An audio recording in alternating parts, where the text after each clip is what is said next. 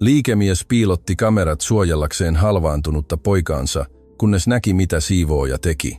Eero tunsi sydämensä tykyttävän kiivaasti, kun hän kesken kokouksen avasi puhelimensa ja pääsi käsiksi piilotettujen kameroiden tallenteisiin. Se, mitä ilmestyi keittiön näytölle, pysäytti hänen maailmansa täysin.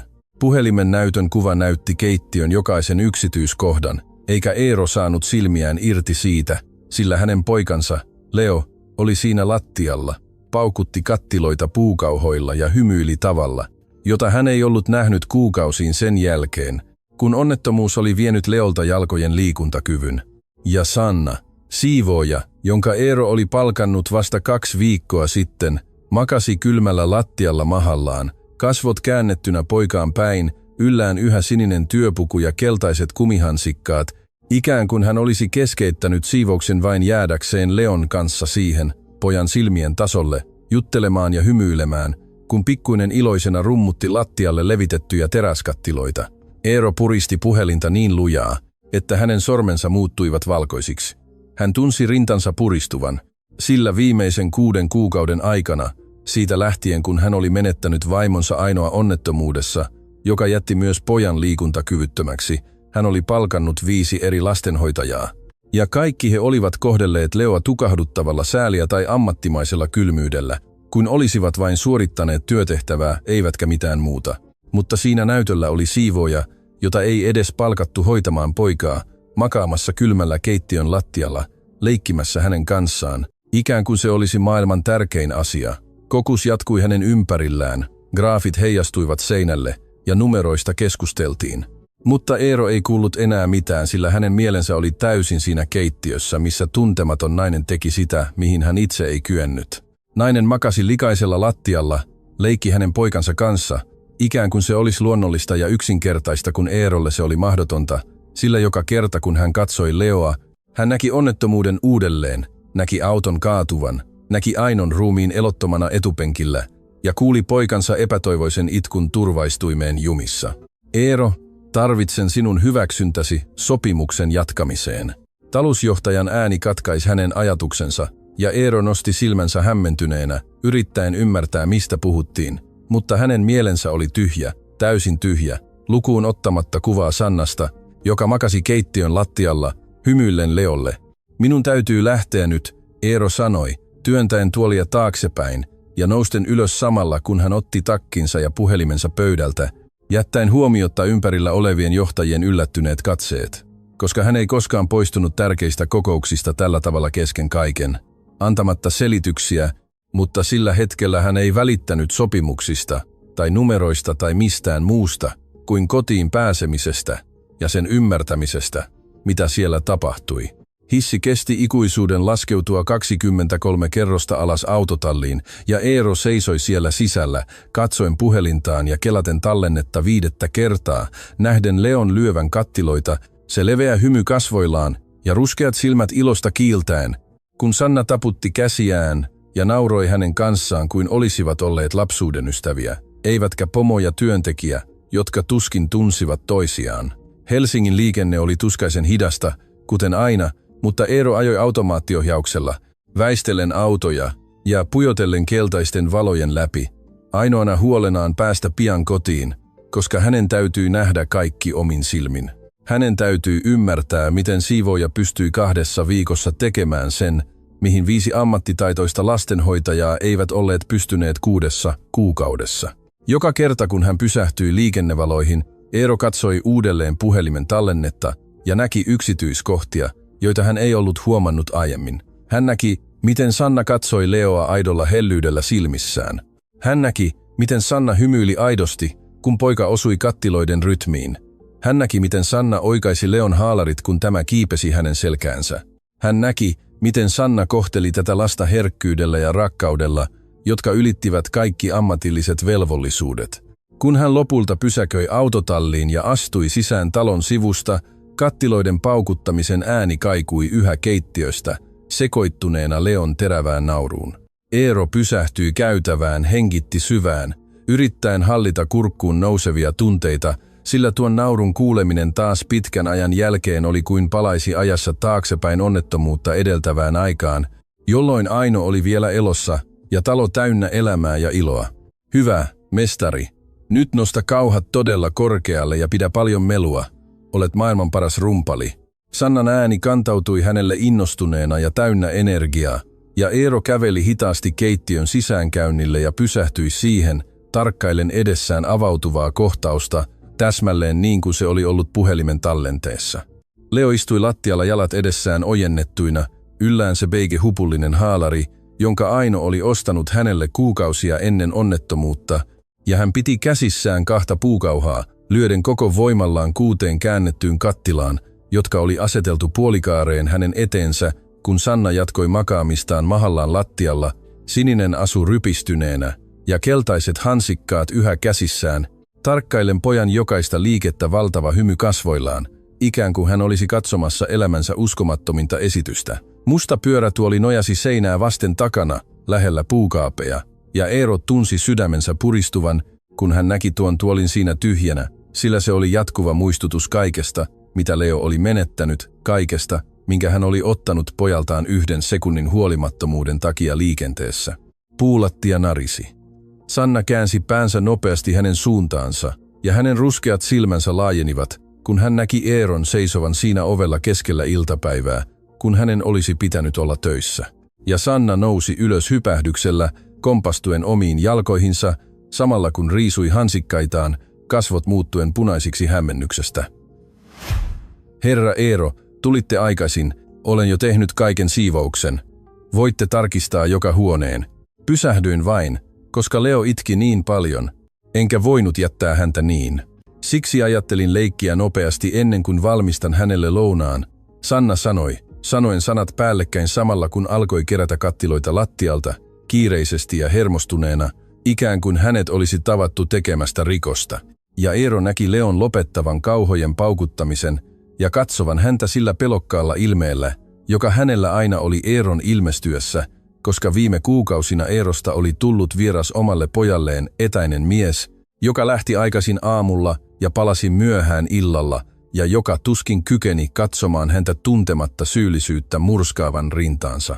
Jätä kattilat lattialle, Eero sanoi, ja ääni kuulosti kovemmalta kuin hän oli tarkoittanut, saaden Sannan jähmettymään paikoilleen 2 kattilaa käsissään, ja silmät suurina, katsoen häntä aidolla pelolla.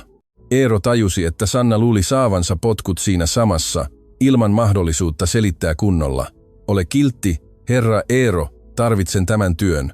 Vannon, etten lorvinut. Talo on moitteeton. Olen pessyt kaikki huoneet, siivonnut kaikki kylpyhuoneet, järjestänyt koko ruokakomeron, taitellut kaikki pyykit ja jopa poistanut sen tahran olohuoneen sohvalta, jota olitte pyytänyt. Pysähdyin vain 10 minuutiksi leikkimään hänen kanssaan, koska hän oli niin surullinen enkä kestänyt sitä. Sanna puhui nopeasti, ääni väristen, ja Eero näki kyynelten alkavan muodostua hänen silmiensä kulmiin ja tajusi, että Sanna oli todella epätoivoinen, koska hän luultavasti tarvitsi sitä palkkaa selviytyäkseen, maksaakseen laskut ja pitääkseen katon päänsä päällä. En ole huolissani talon siivouksesta. Haluan tietää, miksi makasit kylmällä lattialla leikkimässä poikani kanssa, kun sinun tehtäväsi on siivota, ei hoitaa häntä, Eero kysyi, ristiin kätensä ja nojaten oviaukkoon. Sanna räpytti silmiään hämmentyneenä, ikään kuin hän ei ymmärtäisi, mikä tarkalleen ottaen oli ongelmana lattialla olemisessa.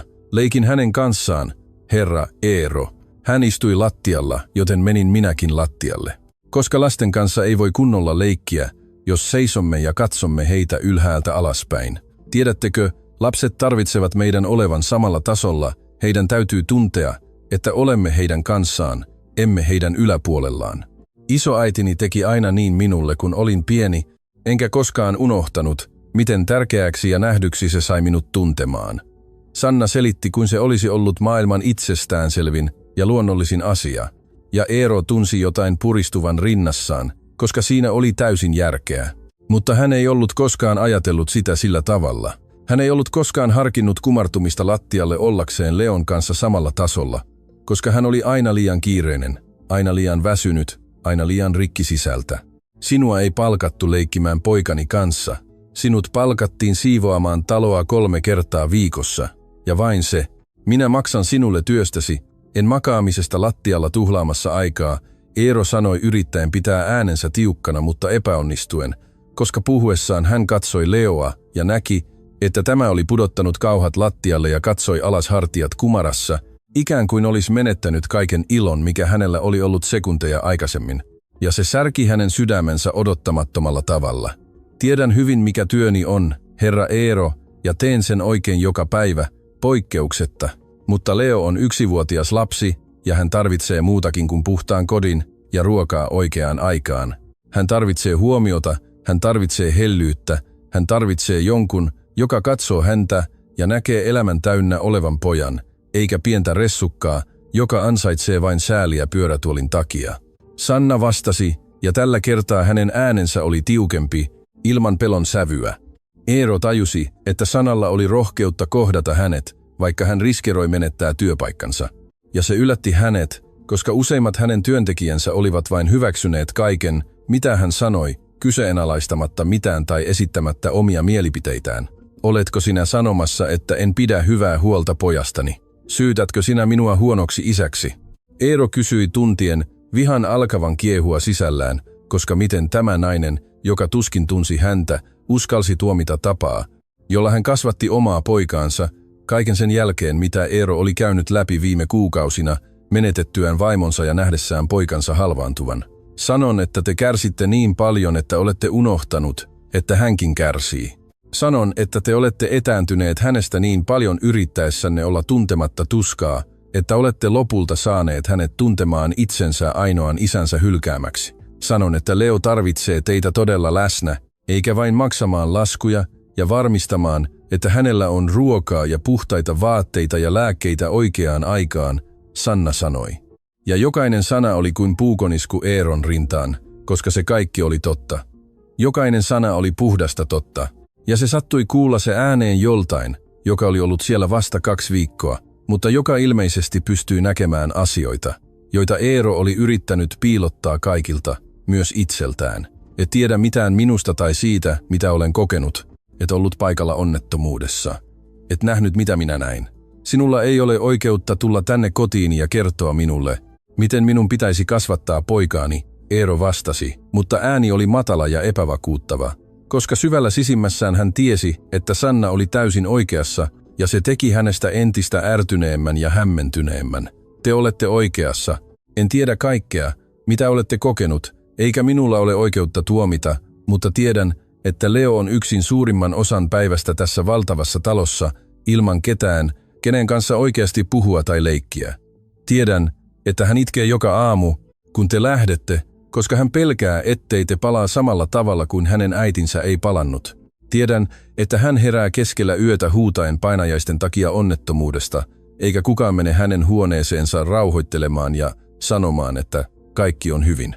Ja tiedän, että hän tarvitsee isäänsä nyt enemmän kuin koskaan, herra Eero, koska hän on jo menettänyt äitinsä eikä voi menettää isäänsäkin, vaikka te olette elossa ja asutte samassa talossa hänen kanssaan, Sanna sanoi.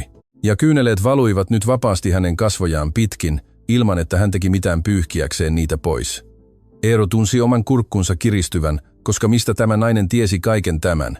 Miten hän oli vain 2 viikossa saanut selville asioita, joita Eero oli yrittänyt 6 kuukautta sivuuttaa ja teeskennellä, ettei niitä ollut olemassa, koska oli helpompaa olla kohtaamatta todellisuutta. Mistä te tiedätte nämä kaikki asiat? Mistä te tiedätte, että hän itkee, kun minä lähden? Mistä te tiedätte painajasista? Eero kysyi, ja ääni oli käheä. Sanna pyyhki kyyneleet kasvoiltaan kämmenselällään, joka yhä piti rypistyneitä keltaisia hansikkaita. Koska minä olen täällä hänen kanssaan, herra Eero. En siivoa kiireesti ja lähde heti ottamaan bussia. Jään pidemmäksi, kun te maksatte minulle. Puhun hänen kanssaan, vaikka tiedän, ettei hän vielä puhu kunnolla kaikkia sanoja. Kuuntelen, kun hän yrittää kertoa minulle jotain osoittamalla ja ääntelemällä. Pidän hänen kädestään, kun hän on pelästynyt jostain äänestä. Laulan hänelle, kun hän on surullinen katsellessaan ikkunasta. Leikin hänen kanssaan, kun hän tarvitsee nauraa ja unohtaa muutamaksi minuutiksi, ettei hän voi kävellä.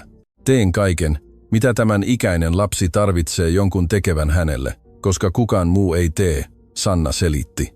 Ja Eeron oli pakko kääntää katseensa pois, koska hän ei kestänyt enää katsoa tätä naista, joka niin raaasti ja suoraan osoitti hänelle, Kuinka paljon hän oli epäonnistunut isänä viimeisten 6 kuukauden aikana onnettomuudesta lähtien.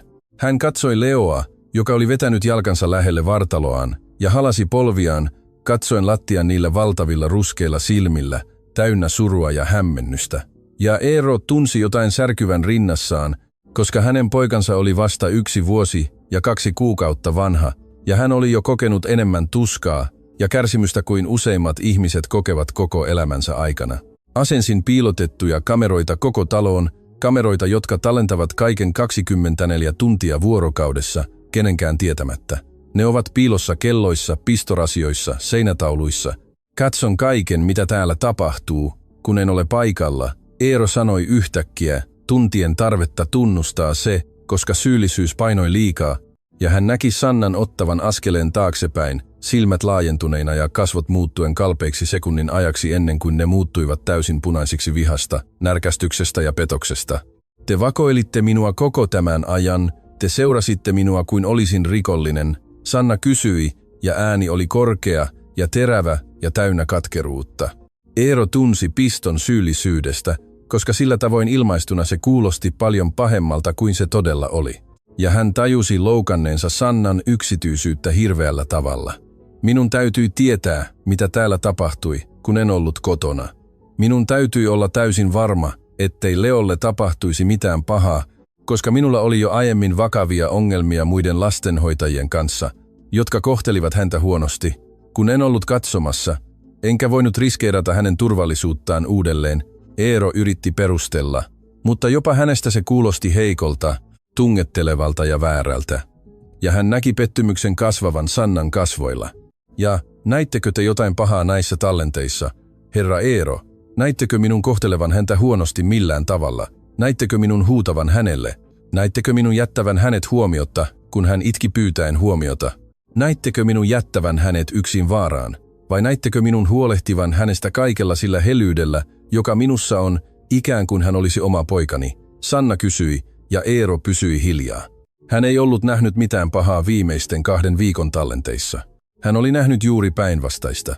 Hän oli nähnyt Sannan kohtelevan Leoa rakkaudella ja omistautumisella, jollaista hän ei ollut nähnyt Ainon elinaikana. Ja se hämmenti häntä syvästi, koska hän ei ymmärtänyt, miten tuntematon nainen pystyi luomaan yhteyden hänen poikaansa tavalla, johon hän itse ei onnettomuuden jälkeen enää kyennyt. Näin sinun tekevän asioita, jotka eivät kuulu työhösi. Näin sinun laulavan hänelle, kun sinun olisi pitänyt siivota kylpyhuoneita. Näin sinun leikkivän hänen kanssaan, kun sinun olisi pitänyt laittaa lounasta. Näin sinun makaavan lattialla tuhlaamassa aikaa, kun sinulla on töitä tehtävänä ja minä maksan ajastasi, Eero sanoi, ja vaikka sanat tulivat hänen suustaan, hän tajusi, kuinka kitsaalta ja julmalta ja pieneltä se kuulosti, mutta hän ei voinut lopettaa, koska hän oli vihainen. Hän oli vihainen Sannalle, koska tämä sai sen näyttämään niin helpolta, mikä Eerolle oli mahdotonta, koska Sanna pystyi luomaan yhteyden Leon, kun Eero ei enää kyennyt. Sitten antakaa minulle potkut, herra Eero, antakaa minulle potkut heti, koska en pyydä anteeksi sitä, että kohtelin poikaanne ihmisenä, joka ansaitsee rakkautta ja huomiota ja hellyyttä. Antakaa minulle potkut, koska pysähdyin muutamaksi minuutiksi töistäni saadakseni hänet hymyilemään aidosti ensimmäistä kertaa, en tiedä kuinka pitkään. Antakaa minulle potkut, koska annoin hänelle juuri sen, mitä hän eniten tarvitsi ja mitä te ette pysty antamaan tuntemanne tuskan vuoksi, Sanna sanoi, ottaen ruskean laukkunsa, joka roikkui keittiön tuolilla. Eero tunsi paniikin räjähtävän rinnassaan, koska Sanna oli todella lähdössä, poistumassa tästä talosta eikä enää koskaan palaamassa. Ja jos Sanna lähtisi, Leo menettäisi ainoan ihmisen, joka oli saanut hänet onnelliseksi viimeisten 6 kuukauden aikana. Eero ei voinut antaa sen tapahtua.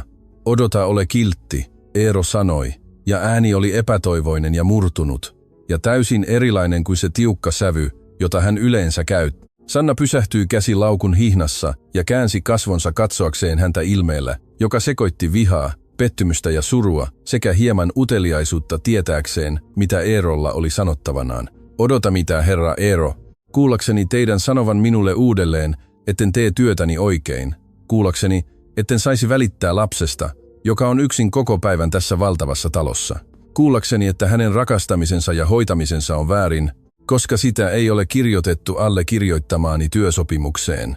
Sanna kysyi, ja Eero näki, että Sanna itki nyt myös todella, ja tajusi, ettei tämä ollut hänelle vain työpaikka, että hän todella välitti Leosta aidosti ja syvästi ja pyyteettömästi. Ole kiltti, älä lähde. Olin täysin idiootti. Minun ei olisi pitänyt sanoa mitään siitä.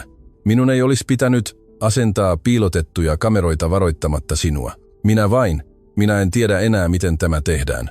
En tiedä, miten olla hänen isänsä kaiken tapahtuneen jälkeen. En tiedä, miten katsoa häntä näkemättä onnettomuuden tapahtuvan uudelleen päässäni. En tiedä, miten elää tässä talossa ilman Ainoa. En tiedä enää mitään mistään, ja olen täysin hukassa, Eero tunnusti, ja tällä kertaa hän ei kyennyt pidättelemään omia kyyneleitään, jotka alkoivat valua hänen kasvojaan pitkin hänen puhuessaan, ja hän tunsi itsensä säälittäväksi ja heikoksi, itkien siinä keittiön lattialla siivoojan edessä, mutta hän ei voinut enää pidätellä kaikkea sisällään, koska se tulvi yli. Sanna seisoi siinä muutaman sekunnin, jotka tuntuivat kestävän ikuisuuden.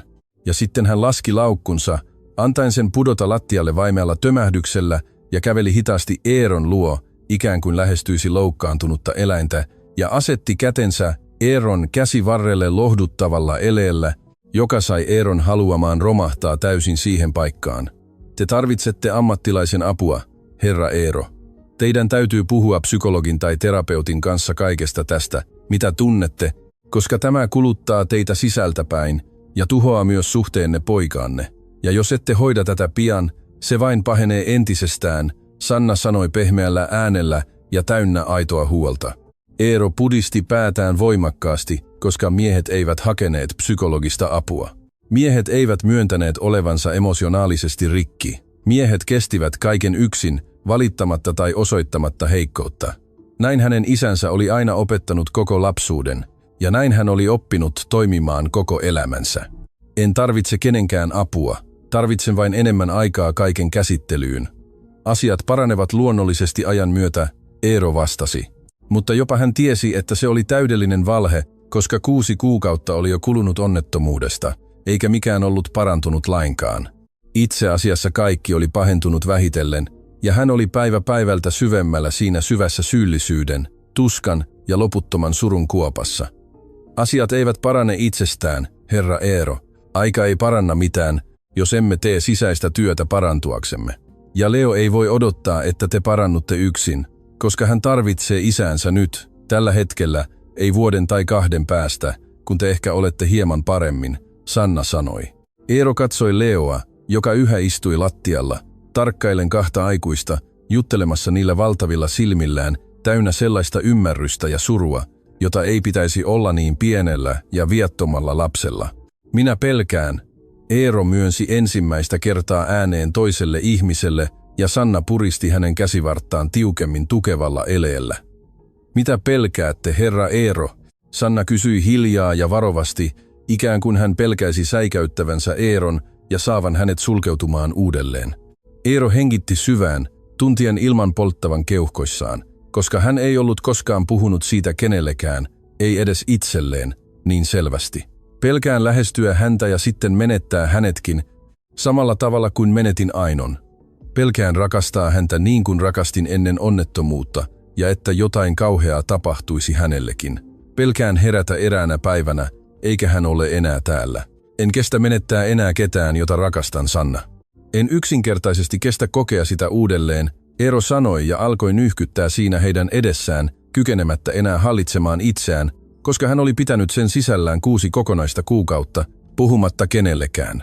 Ja nyt se tulvi yli kerralla, ilman jarruja, ilman hallintaa, ja se oli ylivoimaista. Sanna ei sanonut mitään pitkään aikaan, ja sitten hän teki jotain, mikä yllätti Eeron täysin. Hän veti Eeron tiukkaan halaukseen siinä keittiön keskellä, ja Eero antoi itsensä halata, koska oli kulunut niin kauan siitä, kun kukaan oli aidosti halannut häntä, että hän oli täysin unohtanut, miltä tuntui saada fyysistä ja emotionaalista lohtua toiselta ihmiseltä. Ette menetä häntä, herra Eero. Hän on täällä nyt. Hän on elossa. Hän on fyysisesti kunnossa. Ja etääntyminen hänestä menettämisen pelosta ei suojele teitä miltään. Se saa teidät vain menettämään kaiken sen arvokkaan ajan, jonka te 2 voisitte viettää yhdessä rakentaen uusia ja hyviä muistoja, jotka auttavat teitä molempia parantumaan, Sanna sanoi, yhä halaten Eeroa, ja Eero tunsi jotain alkavan liikkua rinnassaan. Jotain, mikä oli ollut jäätyneenä ja kuolleena kuukausia, alkoi taas sykkiä hitaasti, kun sydän joka alkaa taas lyödä. En tiedä, mistä aloittaa. En tiedä, miten lähestyä häntä uudelleen oltuaan niin etäällä niin kauan. Entä jos hän ei halua minua enää lähelleen? Entä jos hän torjuu minut? Entä jos on liian myöhäistä? Ja olen jo menettänyt hänet emotionaalisesti, Eero kysyi, vetäytyen halauksesta ja pyyhkien kasvojaan kämmenselällään. Häveten olla niin haavoittuva, mutta samalla kokien outoa helpotusta, kun oli vihdoin sanonut kaiken ääneen. Sanna katsoi Leoa ja sitten takaisin Eeroon pienellä, lempeällä ja toivoa täynnä olevalla hymyllä. Ei ole koskaan liian myöhäistä aloittaa uudelleen, herra Eero. Lapsilla on uskomaton kyky antaa anteeksi kaikki, kun he näkevät, että ihminen todella yrittää. Hän tarvitsee vain, että te yritätte avoimin sydämin. Aloittakaa yksinkertaisimmalla tavalla, ilman paineita. Sanna sanoi ja osoitti lattialle, missä kattilat olivat yhä hajallaan, muodostaen puolikaaren, ja puukauhat lojuivat Leon vieressä, joka tarkkaili kaikkea hiljaa. Istukaa hänen kanssaan lattialle heti, ottakaa kauha, lyökää kattilaan hänen kanssaan. Se riittää aluksi. Sen ei tarvitse olla täydellistä, sen ei tarvitse olla kaunista, sen ei tarvitse olla suuri rakkauden osoitus. Teidän tarvitsee vain olla läsnä hänen kanssaan siinä hetkessä. Jakaa se tila, Sanna jatkoi, ja Eero katsoi lattialle ja sitten Leoa, joka nyt katsoi häntä ilmeellä, joka näytti toivolta sekoittuneena pelkoon pettyä vielä kerran ja saada sydämensä särkymään uudelleen. Entä jos en saa mitään aikaan? Entä jos istun siihen ja jumiudun täysin? Entä jos katson häntä ja pystyn vain muistamaan Einon ja onnettomuuden? Eero kysyi, ja Sanna asetti kätensä hänen olkapäälleen tiukasti. Sitten minä olen täällä rinnallanne auttamassa teitä selviytymään siitä, mutta uskon, että te kyllä pystytte. Uskon, että te tarvitsette vain pienen sysäyksen ottaaksenne ensimmäisen askeleen, ja sitten se sujuu luonnollisesti, Sanna vastasi. Ja ennen kuin Eero ehti ajatella liikaa ja keksiä 1000 tekosyytä luovuttaa, Sanna veti häntä kädestä kohti lattiaa. Eero löysi itsensä polvistumasta keittiön kylmälle lattialle ensimmäistä kertaa kuukausiin ja kasvokkain poikansa kanssa, joka katsoi häntä suurilla silmillään, täynnä yllätystä ja ilon pilkahdusta, joka alkoi ilmestyä. Sanna otti yhden puukauhoista lattialta ja asetti sen Eeron käteen, sulkien hänen sormensa puisen varren ympärille. Ja sitten hän otti toisen kauhan ja asetti sen Leon pieneen käteen ja istui pojan taakse antaen hänelle tukea pysyä pystyssä ja mukavasti. Nyt lyö kattilaa, herra Eero. Lyö vain ajattelematta liikaa ja katso, mitä luonnollisesti tapahtuu, Sanna sanoi kannustavalla äänellä. Eero katsoi kädessään olevaa kauhaa, hieman väristen, ja sitten edessään olevaa käännettyä kattilaa, ja nosti kätensä hitaasti, tuntien itsensä naurettavaksi ja lapselliseksi tehdessään sitä. Mutta kun hän löi kauhalla teräskattilaan ja kuuli metallisen äänen kaikuvan koko keittiössä, hän näki Leon hymyilevän pienen, ujon, mutta aidon hymyn. Ja se oli kuin lämpimän valon räjähdys hänen rinnassaan, joka oli ollut kylmä ja pimeä niin kauan. Uudelleen, isi, tee uudelleen, Leo sanoi sillä terävällä ja innostusta täynnä olevalla äänellään. Eero tunsi kyyneleiden palaavan voimakkaasti, koska Leo oli kutsunut häntä isiksi, oli puhunut suoraan hänelle ensimmäistä kertaa kuukausiin, oli pyytänyt häntä jatkamaan, ja Eero löi kattilaan uudelleen. Ja tällä kertaa Leo löi omaa kattilaansa samanaikaisesti, ja molemmat metalliset äänet sekoittuivat luoden kaoottisen ja täysin epävireisen melodian, mutta joka Eerolle oli kaunein ja täydellisin asia, mitä hän oli koskaan kuullut koko elämässään. Juuri niin. Todella hyvä. Nyt te kaksi yhdessä samassa rytmissä. Minä lasken. 1, 2, 3, valmiina, Sanna sanoi taputtaen käsiään innostuneena. Eero ja Leo löivät kattiloita samanaikaisesti, seuraten laskentaa. Ja Leo purskahti kovaan ja aitoon nauruun, täynnä puhdasta iloa, joka sai Eeron sydämen räjähtämään tavalla, jota hän ei ollut tuntenut 6 kokonaiseen kuukauteen. Ja hän huomasi nauravansa aidosti, ensimmäistä kertaa onnettomuuden jälkeen. Ja he 3 istuivat siinä keittiön kylmällä lattialla, paukuttivat vanhoja kattiloita ja nauroivat äänekkäästi, ikään kuin he olisivat olleet ainoa perhe koko maailmassa sillä hetkellä. Eero katsoi Sannaa Leon pään yli ja näki, että Sanna itki taas, mutta tällä kertaa ne olivat kirkkaita ilon ja aidon onnen kyyneleitä. Ja Eero ymmärsi sillä niin yksinkertaisella, mutta voimakkaalla hetkellä, että tämä nainen ei ollut vain mikä tahansa siivooja, jonka hän oli palkannut tarpeesta. Hän oli enkeli valepuvussa, joka oli ilmestynyt heidän elämäänsä juuri silloin, kun he eniten tarvitsivat sellaista. Ja Eero ei koskaan pystyisi kiittämään häntä tarpeeksi siitä, että hän oli pelastanut ei vain Leon, vaan myös Eeron itsensä hukkumasta kokonaan siihen tuskaan. Iltapäivä kului hitaasti ja he jatkoivat istumista lattialla, leikkien kattiloilla ja puukauhoilla ja pitäen kovaa ääntä ja nauraen hölmille asioille ja puhuen ei mistään ja kaikesta samanaikaisesti. Eero tunsi ensimmäistä kertaa 6 pitkään kuukauteen, että ehkä hän todella selviäisi tästä kaikesta, että ehkä hän voisi olla isä uudelleen, aidosti, että ehkä heillä kahdella oli vielä todellista toivoa rakentaa jotain uudelleen rojuista. Kun aurinko alkoi laskea ulkona ja keittiö muuttui oranssiksi ja kultaiseksi kauniin ilta-auringon valossa, Eero tajusi olevansa nälkäinen ja fyysisesti väsynyt, mutta todella onnellinen, aidosti onnellinen, syvällä tavalla, jonka hän oli täysin unohtanut olevan mahdollista tuntea uudelleen. Ja kun Leo haukotteli väsyneenä ja nojasi päänsä hänen olkapäähänsä ensimmäistä kertaa kuukausiin etsien lohtua ja turvaa, Eero tunsi, että ehkä pahin oli lopulta ohi ja että ehkä he todella pystyisivät rakentamaan uuden ja erilaisen, mutta hyvän elämän niistä särkyneistä ja viiltävistä paloista, jotka jäivät kauheasta onnettomuudesta. Kiitos Sanna, kiitos ettet luovuttanut minun suhteen, kiitos ettet luovuttanut hänen suhteen, kiitos, että näytit minulle, että voin yhä olla se isä, jonka hän tarvitsee kaiken tapahtuneen ja kaiken sen jälkeen, mitä olen tehnyt väärin näiden kuukausien aikana. Sanna hymyili ja pyyhki omat kyyneleensä samalla kun siirsi hiuksensa korvansa taakse ja katsoi Eeroa hellästi tavalla, jota hän ei ollut nähnyt itseensä kohdistettavan niin pitkään, että hän oli melkein unohtanut, miltä tuntui, kun joku, joka todella välitti, katsoi häntä sillä tavalla. Teidän ei tarvitse kiittää minua, herra Eero. Tein sen, mitä kuka tahansa vähänkään sydämellinen ihminen tekisi. Leo on uskomaton poika, ja hän ansaitsee isänsä takaisin, Sanna sanoi. Ja sitten hän katsoi seinäkelloa ja rypisti otsansa, koska kello oli jo yli 5 iltapäivällä, ja hän oli ylittänyt lähtöaikansa 3 tunnilla. Jää syömään illallista meidän kanssamme, ole kiltti. En osaa laittaa mitään kunnollista, mutta voimme tilata jotain ja syödä yhdessä, me 3. Luulen, että se olisi hyväksi Leolle, jos sinä olisit täällä vielä hetken.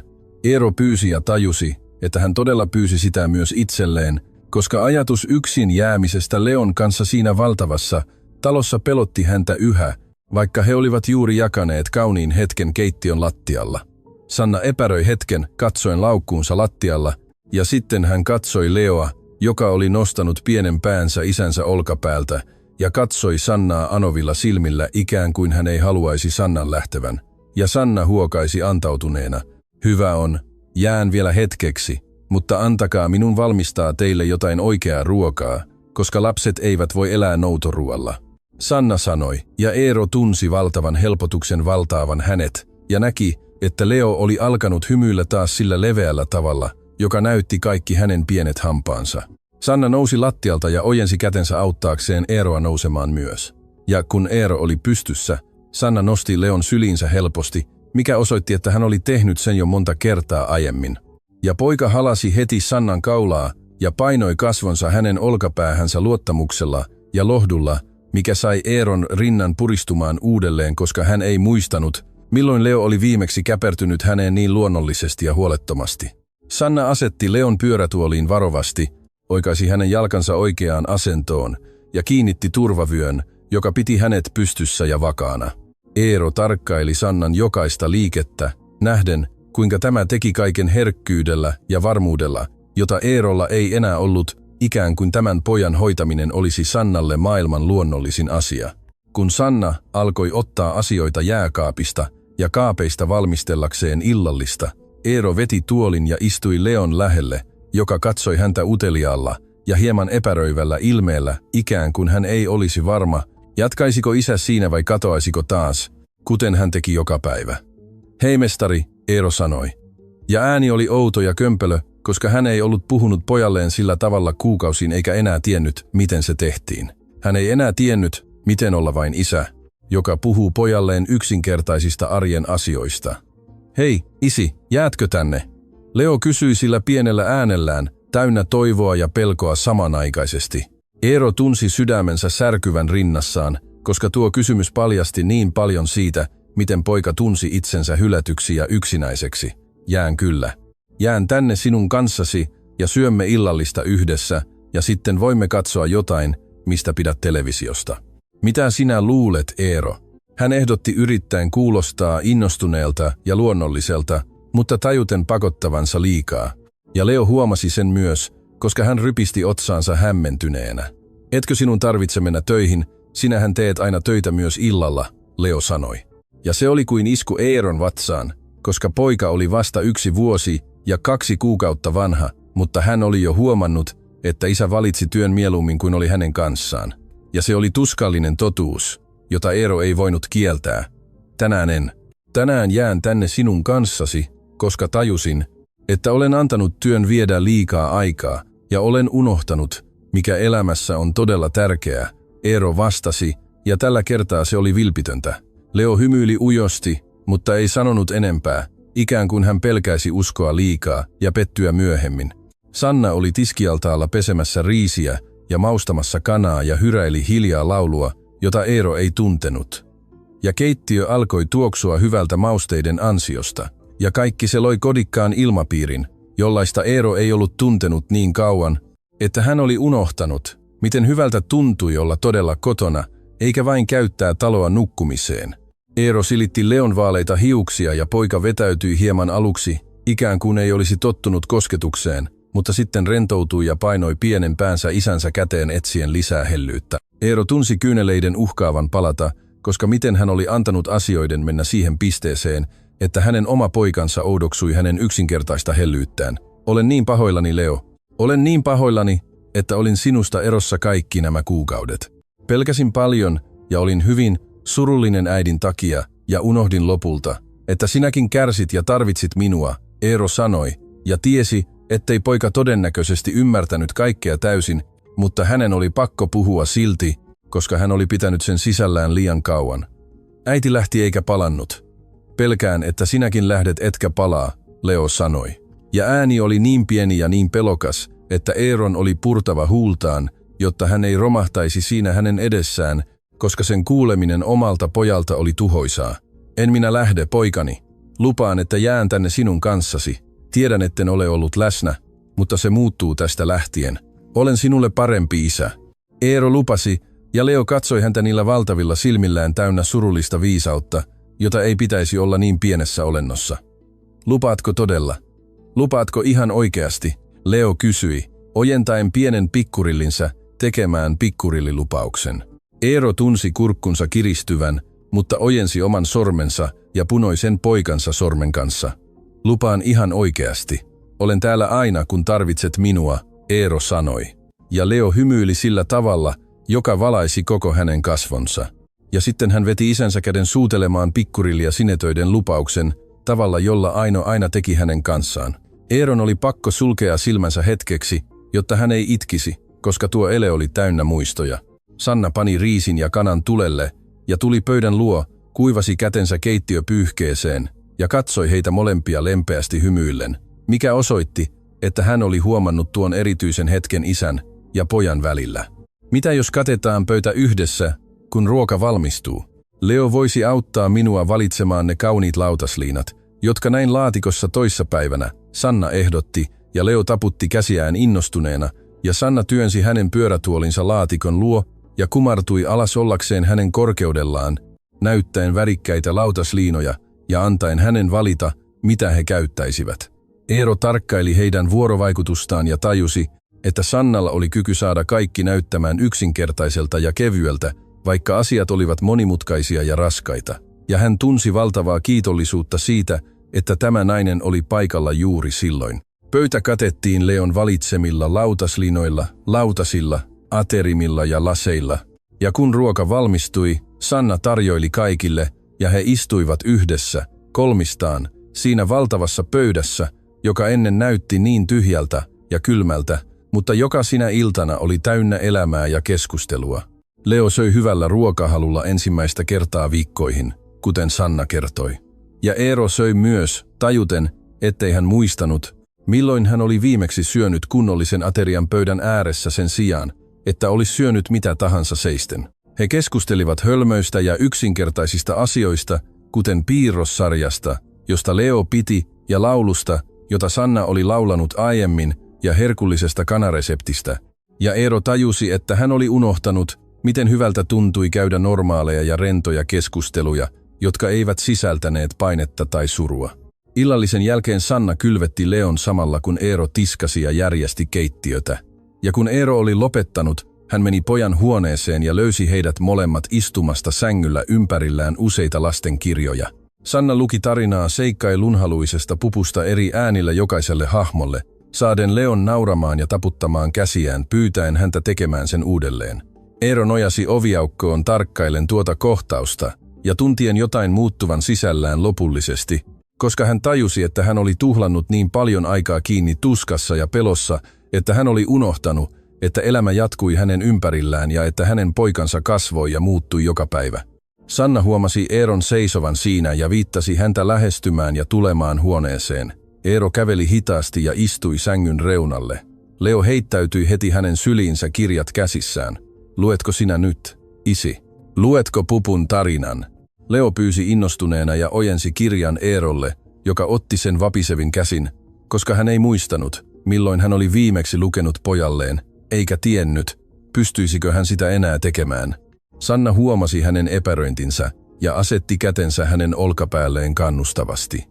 Eero avasi kirjan ja alkoi lukea äänensä aluksi katkeillen, mutta muuttuen vakaammaksi sivujen kuluessa.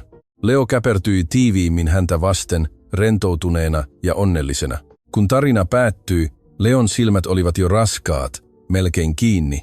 Sanna auttoi Eeroa asettamaan hänet sänkyyn, oikaisi peiton ja tyynyt pojan mielestä. Ja Leo puristi isänsä kättä lujasti ennen kuin sulki silmänsä kokonaan. Jää tänne, kunnes nukahdan, isi. Älä lähde. Leo mutisi jo puoliksi nukuksissa, ja Eero tunsi rintansa puristuvan, mutta jäi istumaan sängyn reunalle, pitäen pojan pientä kättä, kunnes hänen hengityksensä muuttui syväksi ja tasaiseksi, merkiksi siitä, että hän oli todella nukahtanut. Sanna sammutti huoneen valot jättäen vain pienen yöpöydän valaisimen päälle ja viittasi Eeroa seuraamaan häntä ulos huoneesta. Ja he poistuivat hiljaa jättäen oven raolleen. Käytävällä Eero nojasi seinään ja pyyhki kasvojaan uupuneena emotionaalisesti, mutta samalla tunsi keveyden, jota hän ei ollut tuntenut kuukausiin, ikään kuin valtava paino olisi otettu hänen harteiltaan. En tiedä, miten kiittää sinua siitä, mitä teit tänään. Pelastit meidät, Sanna. Pelastit minut, ja Leon katoamasta toisiltamme kokonaan, Eero sanoi. Sanna pudisti päätään ja otti laukkunsa olohuoneen sohvalta. Näytin vain teille sen, mikä oli ollut täällä koko ajan. Rakkaus teidän välillänne ei koskaan kadonnut, herra Eero. Se oli vain piilossa niin paljon tuskan alla, ettei kukaan enää nähnyt sitä. Mutta nyt kun te olette alkaneet siivota sitä tuskaa, on helpompaa löytää rakkaus uudelleen, Sanna sanoi. Ja hän alkoi kävellä kohti ovea. Mutta Eero pidätteli häntä lempeästi, saaden hänet pysähtymään. Haluan tehdä sinulle ehdotuksen. Tiedän, että palkkasin sinut vain siivoamaan 3 kertaa viikossa, mutta tajusin tänään, että Leo tarvitsee sinua täällä joka päivä. Haluan palkata sinut hänen kokopäiväiseksi lastenhoitajakseen. Voit jatkaa siivoustakin, jos haluat, mutta tärkeintä on, että huolehdit hänestä ja olet hänen kanssaan ja teet hänet onnelliseksi niin kuin teit tänään. Maksan sinulle 2-kertaisesti nykyisestä palkasta, ja voit asua täällä, jos haluat, koska täällä on useita tyhjiä huoneita, ja se olisi sinulle helpompaa, ettei sinun tarvitse mennä ja tulla joka päivä.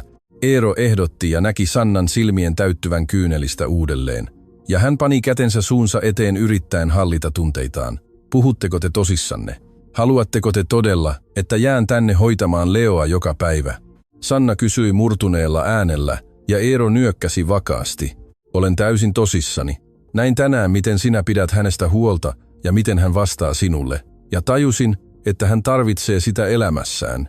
Hän tarvitsee jonkun, joka katsoo häntä niin kuin sinä katsot, joka leikkii hänen kanssaan niin kuin sinä leikit, joka saa hänet tuntemaan itsensä rakastetuksi ja tärkeäksi niin kuin sinä teet. Ja minäkin tarvitsen apuasi oppiakseen isäksi uudelleen, koska en selvästikään osaa enää tehdä sitä yksin, Iiro myönsi, ja Sanna purskahti itkuiseen nauruun ja pyyhki kyyneleensä kasvoiltaan.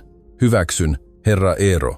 Hyväksyn huolehtia Leosta joka päivä, koska olen jo kiintynyt tähän poikaan niin paljon, että on vaikea olla erossa hänestä nyt. Autan teitä myös kaikessa, mitä tarvitsette, koska näen, että te olette hyvä mies, joka käy läpi erittäin vaikeaa aikaa ja tarvitsee vain hieman tukea löytääkseen takaisin tielle, Sanna sanoi, ja Eero tunsi valtavan helpotuksen valtaavan hänet, koska tieto siitä, että Sanna olisi siellä joka päivä, sai kaiken tuntumaan vähemmän pelottavalta.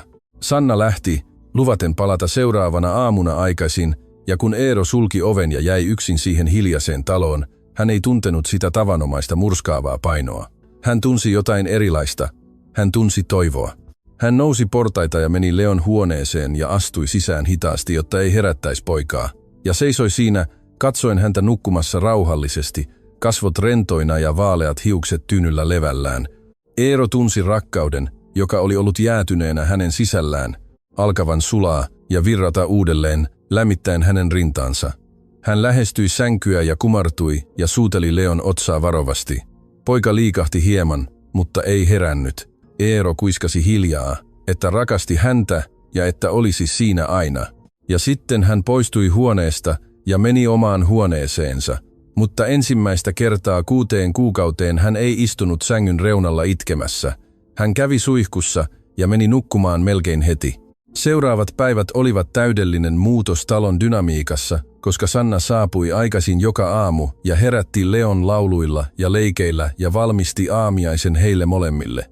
Eero alkoi myös lähteä töihin myöhemmin voidakseen syödä aamiaista heidän kanssaan ja jutella ja nähdä poikansa ennen lähtöään. Ja ensimmäistä kertaa Leo ei itkenyt, kun Eero lähti, koska hän tiesi, että isä tulisi takaisin.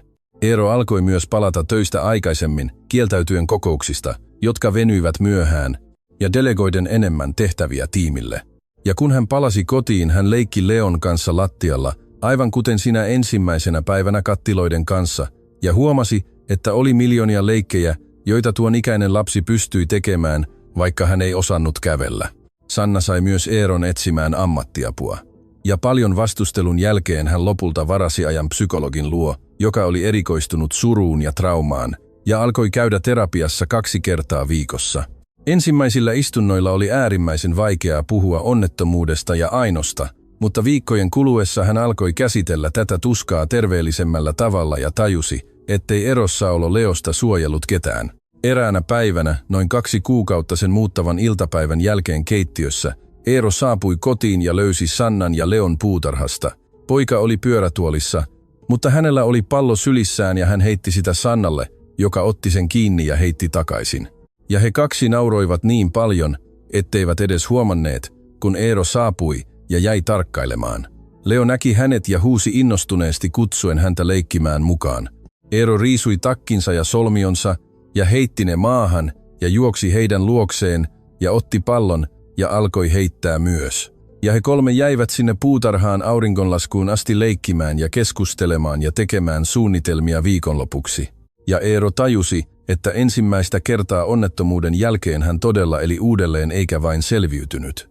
Sinä iltana, Leon nukutettua, Eero kutsui Sannan puhumaan olohuoneeseen, ja Sanna istui sohvalle teekuppi käsissään ja katsoi Eeroa uteliaana. Halusin kertoa sinulle jotain. Aloin käydä terapiassa sinun takiasi, ja se auttaa paljon. Psykologi sai minut ymmärtämään monia asioita siitä, miten käsittelin surua ja syyllisyyttä, ja se auttaa minua käsittelemään kaikkea tätä terveellisemmällä tavalla.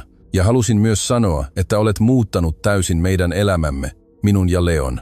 Katson häntä nyt ja näen taas onnellisen pojan, joka nauraa ja leikkii, ja jolla ei enää ole sitä pelokasta ja surullista ilmettä kuin ennen.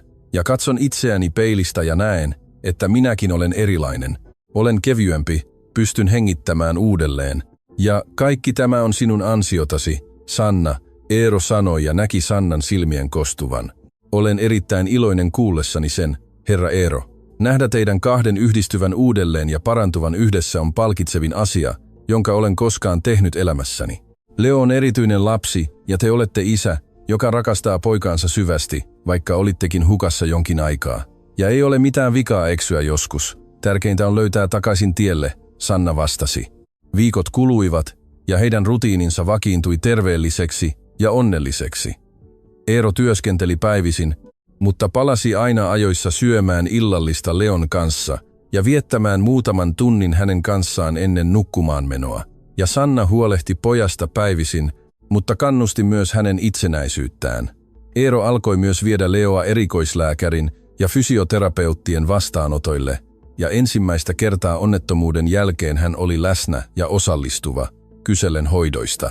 Eräänä päivänä fysioterapeutti kutsui Eeron kahdenkeskiseen keskusteluun ja sanoi, että Leo edistyi hyvin terapiassa ja että oli todellinen mahdollisuus, että hän saisi takaisin ainakin osan jalkojensa liikuntakyvystä, jos hän jatkaisi intensiivistä hoitoa.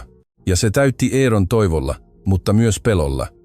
Hän keskusteli asiasta psykologin kanssa, joka auttoi häntä ymmärtämään, että oli mahdollista toivoa ilman, että takertuisi liikaa lopputulokseen. Kuukaudet kuluivat ja Leo jatkoi parantumistaan vähitellen, onnistuen liikuttamaan hieman varpaitaan ja sitten tuntemaan pistelyä jaloissaan ja sitten liikuttamaan jalkojaan kevyesti maatessaan. Ja jokainen näistä saavutuksista juhlistettiin, kun se olisi suurin voitto. Vuosi tuon muuttavan päivän jälkeen keittiössä Eero heräsi ja meni aamiaiselle ja löysi Sannan ja Leon jo hereillä. Poika istui olohuoneen lattialla leikkien rakennuspalikoilla. Ja kun hän näki isänsä, hän huusi innostuneesti ja nosti kätensä pyytäen syliin. Eero juoksi hänen luokseen ja nosti hänet syliinsä, pyörittäen häntä ilmassa, saaden hänet nauramaan äänekkäästi. Ja sillä hetkellä Eero tajusi, että hän oli onnistunut. Hän oli onnistunut yhdistymään poikansa kanssa uudelleen. Hän oli onnistunut olemaan isä uudelleen. He söivät aamiaista yhdessä, kolmistaan, ja keskustelivat päivän suunnitelmista. Ja Eero sanoi, että hänellä oli heille yllätys. Sanna ja Leo olivat uteliaita, mutta Eero sanoi, että se oli salaisuus. Iltapäivällä Eero saapui kotiin aikaisemmin ja pyysi Sannaa valmistamaan Leon, koska he olivat lähdössä. Ja kun he olivat valmiina, hän vei heidät autoon ja ajoi noin 30 minuuttia, kunnes he saapuivat valtavaan puistoon, jossa oli useita erityistarpeita omaaville lapsille mukautettuja alueita. Ja kun Leo näki sen, hänen silmänsä loistivat tunteista, koska hän ei ollut koskaan käynyt oikeassa puistossa onnettomuuden jälkeen. Eero asetti hänet pyörätuoliin, ja he viettivät koko iltapäivän tutkien puistoa ja leikkien kaikissa mukautetuissa leikkivälineissä. Ja Leo oli niin onnellinen, ettei hän lakannut hymyilemästä ja nauramasta, ja se sai Eeron sydämen täyttymään rakkaudella. Kun aurinko alkoi laskea ja he olivat palaamassa autolle, Leo tarttui isänsä käteen ja sanoi, että se oli ollut hänen elämänsä paras päivä. Ja Eero tunsi kyyneleiden valuvan kasvojaan pitkin, koska hän tajusi, että se oli kaikki, mikä oli tärkeää. Luoda hyviä muistoja poikansa kanssa, olla läsnä, rakastaa pelkäämättä. Sinä iltana, Leon nukutettua, Eero vietti hetken hänen huoneessaan vain tarkkaillen ja miettien kaikkea, mitä oli tapahtunut viimeisen vuoden aikana ja kuinka lähellä hän oli ollut menettää poikansa kokonaan pelon takia, mutta oli onnistunut löytämään takaisin tielle. Eero poistui huoneesta ja meni alas ja löysi Sannan keittiöstä. Hän lähestyi ja halasi tätä tiukasti, kiittäen vielä kerran kaikesta. Ja Sanna vastasi halaukseen sanoen, että heidän hoitamisestaan oli tullut hänen elämänsä suurin ilo. Seuraavat vuodet olivat täynnä kovaa työtä ja omistautumista, mutta myös paljon iloa ja rakkautta. Leo jatkoi paranemistaan vähitellen, ja 3-vuotiaana hän otti ensimmäiset askeleensa ortopedisten laitteiden ja paljon fysioterapian avulla. Ja tuota päivää juhlittiin, kun se olisi suurin ihme, mikä olisi voinut tapahtua. Eero itki niin paljon onnesta, ettei hän pystynyt lopettamaan. Ja Sanna itki mukana. Ja Leo oli hämmentynyt, ymmärtämättä miksi aikuiset itkivät. Mutta sitten hänkin alkoi itkeä ilosta. Sanna jatkoi asumista heidän kanssaan, ja hänestä tuli osa perhettä niin luonnollisesti, että oli mahdotonta kuvitella elämää ilman häntä. Ja Leo kutsui häntä Sanna-tätiäksi ja rakasti häntä kuin omaa perhettään. Eero oppi myös puhumaan Ainosta Leon kanssa terveellisellä tavalla, pitäen hänen muistonsa elossa, mutta antamatta menneisyyden tuskan estää heitä elämästä nykyhetkeä. Talo, joka ennen oli ollut hiljainen ja kylmä, muuttui kodiksi, joka oli täynnä elämää ja naurua, musiikkia ja leikkejä ja ystäviä, jotka tulivat kylään, ja syntymäpäiväjuhlia. Monta vuotta myöhemmin, Kun Leo oli jo vahva ja itsenäinen teini, joka käveli vaikeuksin, mutta käveli ja jolla oli täysi elämä, täynnä ystäviä ja harrastuksia ja unelmia tulevaisuudesta, Eero istui puutarhassa, katsellen poikansa pelaavan palloa ystäviensä kanssa. Ja Sanna tuli ja istui hänen viereensä, ja he kaksi istuivat siinä hiljaa, vain nauttien tuosta rauhallisesta hetkestä.